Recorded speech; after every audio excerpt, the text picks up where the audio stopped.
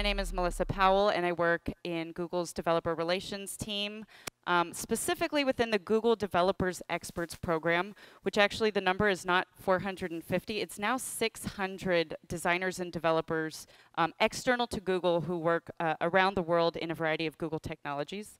I'm also passionate specifically about IoT and work with the Android Things platform. And I also strongly believe that if we help product creators understand design principles, not just inside about how we can hire or apply UX principles to our own APIs and developer tools, but also externally to help developers improve what it is that they're building, that we can create a better tomorrow.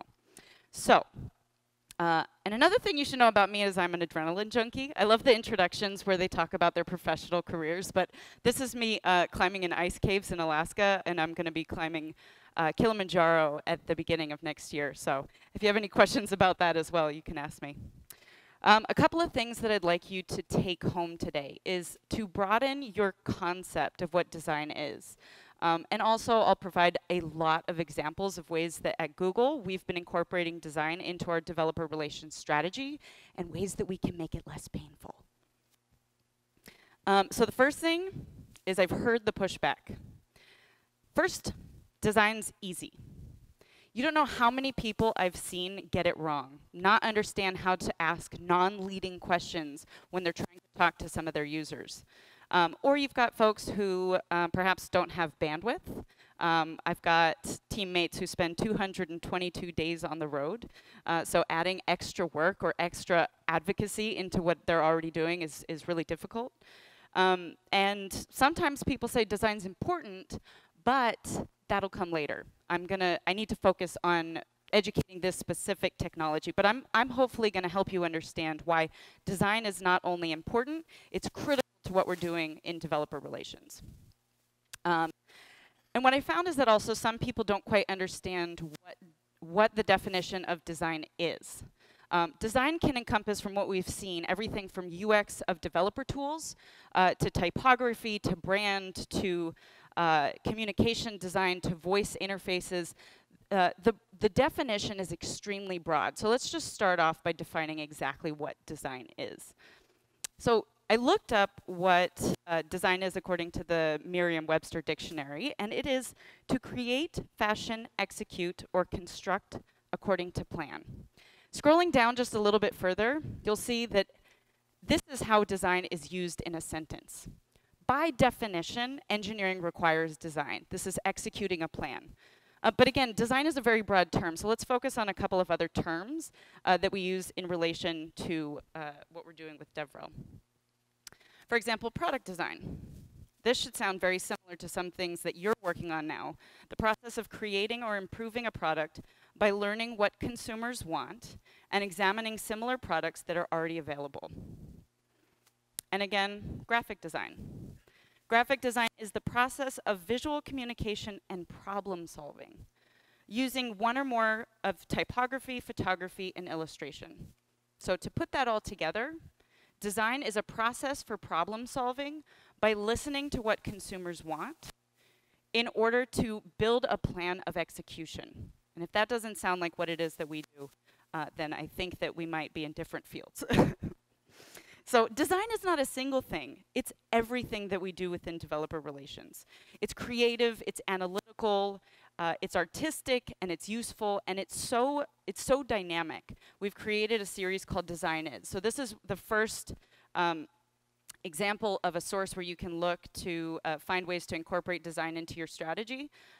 It's on Medium and it's on YouTube, and it covers the wide variety of what design encompasses, from machine learning for self-driving cars to graphical user interfaces. So when somebody tells me that they don't see the value in design in their DevRel strategy, I think that they just haven't understood exactly what the term means. And while we're defining terms, let's define what it is that developer relations does. So I'm not sure if anybody's had the experience of trying to explain to non-DevReller what DevRel does, the single thing that we do. But I've had a lot of fun, to say the least, coming up with different terms that make sense to people. And in general, at Google, DevRel's mission is to help developers be successful everywhere. That is broad.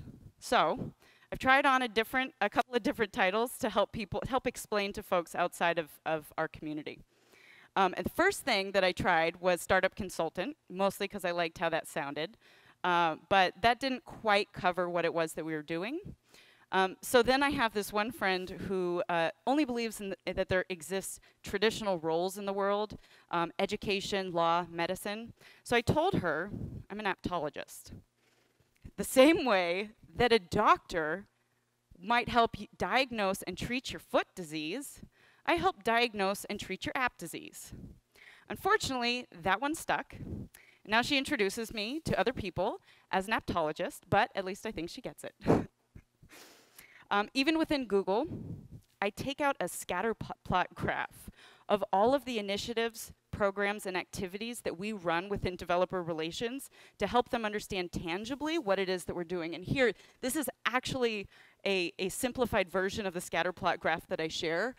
We have partnership outreach. We've got ecosystem, where we're speaking to the developers at large, and that's the team that I work in. We have developer advocacy, and we have documentation. And I believe that many people have a similar structure as well. But the term that I found that I personally identify with most is an educational marketplace, where ideas and knowledge are the greatest currency. And we're all exchanging these ideas and knowledge with the goal of improving products to improve somebody's life, whether that's the developer or the end user. And whatever you want to call us, I think we have the best job in the world. Kind of speaking to the room here. I think we might all feel this way. And we talked a little bit today from the past speakers about who our users are. Obviously, they're developers, which might come in the form of entrepreneurs, students, teachers, a variety of different professions. But what we're all working to do is to help developers be successful, and developers are building for somebody else. So what we're all concerned about is the end user. And at the end of the day, our job is not only to help educate developers to use our products better through educational outreach, or to help talk to our product teams to make better products so developers love them through feedback loops, but also to help developers be successful and be better problem solvers for what it is that they're actually trying to build. So in order for developer relations to be successful, developers have to be successful. And in order for developers to be successful, they have to understand how to effectively problem solve. They have to understand design. All right, so let's assume everybody's nodding. Yes, okay, I'm on board, I get it. Okay, just tell me, what do I do? Well, it's hard. Because if you're like my team, you're already working weekends, evenings, you're putting in everything into just advocating for the technology and your product. And if you add something else to this bandwidth, you're not going to sleep. You're not going to eat. You're not going to have a family. Forget about it. So what you have to do is you have to think of ways that you can integrate design seamlessly into what it is that your current initiatives encompass. And just like a great infomercial, it's as easy as these 3 simple steps. So first, explore what's out there, which is what you're doing right now. Second, make sure that it aligns with your company goals, because you're going to be working upstream if you don't. And finally, measure your impact. Understand what matters to your team, and if you find what matters to them, you'll be able to show whether or not your initiative was successful and adjust and change it accordingly. Sounds easy, right? It is. It doesn't have to be hard. And if you commit to making this happen, you can make it seamless and integrate it into your current initiatives. So let's dive a little bit deeper into what each step means. First thing is you need to understand the right approach. So talk to folks within your team. If you have a design team, talk to them. What keeps them up at night? What are they excited about? You can also look at forums, online blogs. Go do your research. But I've also got a couple of ideas that have worked within Google that you can try. So as I mentioned before, I'm on the Google Developers Experts program. And I run the Sprint Master Academy, which is a training program that's based on GV's design sprint methodology. I teach this to about 40 members of our 600-person community every year.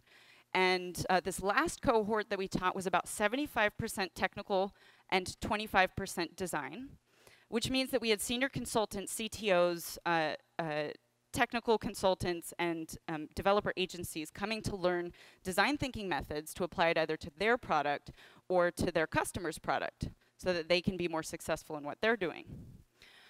After the academy, one of the machine learning experts came up to me and said how he was adapting the design sprint methodology, which is generally spread over the course of 5 days, into a 20-day model where he was able to test and iterate on his machine learning models to improve the effectiveness of what he was building for his clients.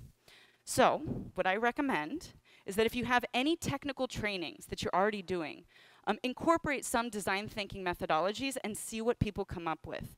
It's an effective problem-solving tool, and you'll be surprised with the creativity that people have. The next suggestion is to go analog. Have people shut their computers for just a second and think through what it is that they're trying to build.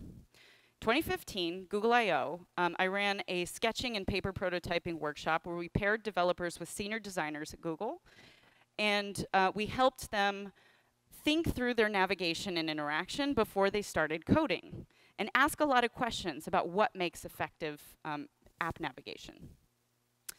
By the middle of the morning, we had so many people lining up that we had to switch our model from one-on-one sessions to 10-to-1 sessions, and I had one developer come up to me afterwards who had spent the past 6 months.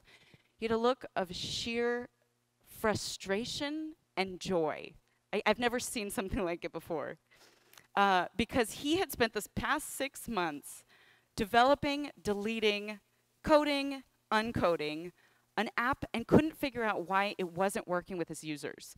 And after a 60-minute session with a designer, thinking through the navigation from start to finish, he had a feature roadmap that he could build in 6 weeks instead of 6 months and quickly test and iterate whether or not this was going to work.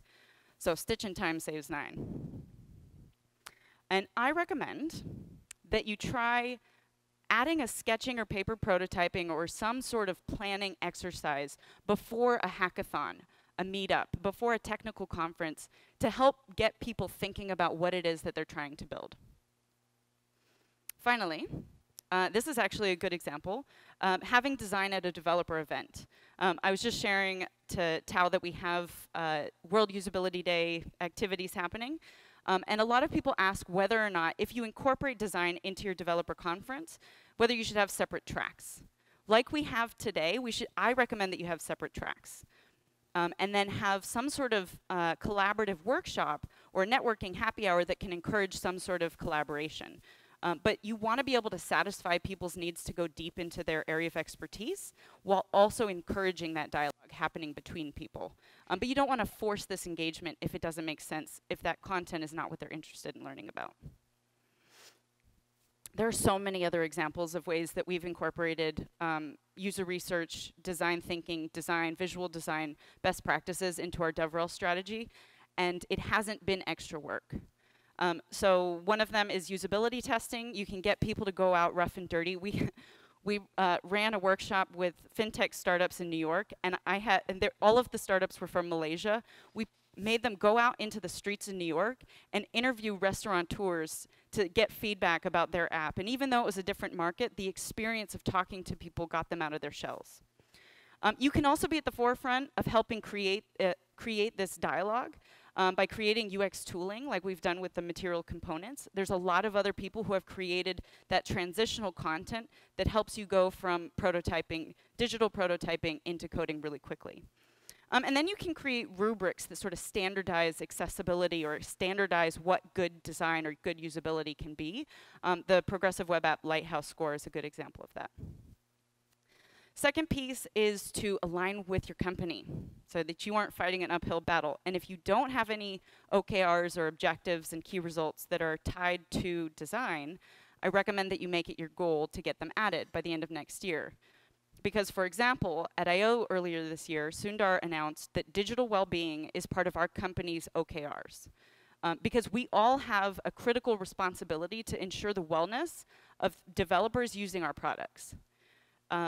But if you're changing, so say you have your objectives, you have your guidance, your sort of North Star. Now you're going to go to your team and tell them, okay, we've got this command, and you now have to change everything that you're doing. That's also not going to work. So you want to have a bottom-up approach. Talk to your team, figure out what keeps them up at night, figure out what features, what technologies, what products they're most passionate about, and align whatever design outreach strategy you have with the bandwidth, talents, and priorities of your team. So it becomes seamless, and people don't even feel that they're doing something different. Finally, getting them to do it once, getting your team to change what their initiatives are one time is easy. But in order to have this be continued success, you need to measure quantitative and qualitative success. And also make sure that you understand what the rest of success means to both your executive teams and to the rest of your DevRel team. For example, World Usability Day. It was the first time Google's participating in this global initiative. It's not something Google started. And we participated in 10 different countries, reaching 1,000 developers in over with 1,000 hours of content and 72 sessions. We had a lot of feedback about what works and what doesn't work for our developer community to find out what we need to do to improve for 2018. We also emphasized a couple of critical points, like the understanding of the problem you're trying to solve is the secret to unlocking the success of your product, which is at the heart of human-centered design. We also did a train the trainer program, so we taught a workshop, and then we left resources with folks on the ground who can then continue the education and continue that advocacy for design excellence after we leave. We've already started planning for 2018, and we've got a lot of teams that are coming up to us, hoping that they can get involved, because this is not only an issue for designers, this is a huge issue for developers to be successful. So, design should not be a separate activity. It should not be an afterthought. It should be something that's seamlessly integrated into everything that you do. And it doesn't have to be hard. Remember, all you got to do is start exploring the options, listen to your team, find out what works, integrate with what your priorities are, and measure your impact. And a little secret, design's super fun. This is us prototyping a new robot. I don't know what it was exactly that we were working on, but it also feels really good. Having human-centered design and helping your developers understand problem solving better feels really good because you're making people's lives better. So, being in developer relations means that we help developers be successful, and we do this by helping them create incredible user experiences for their products. Thank you.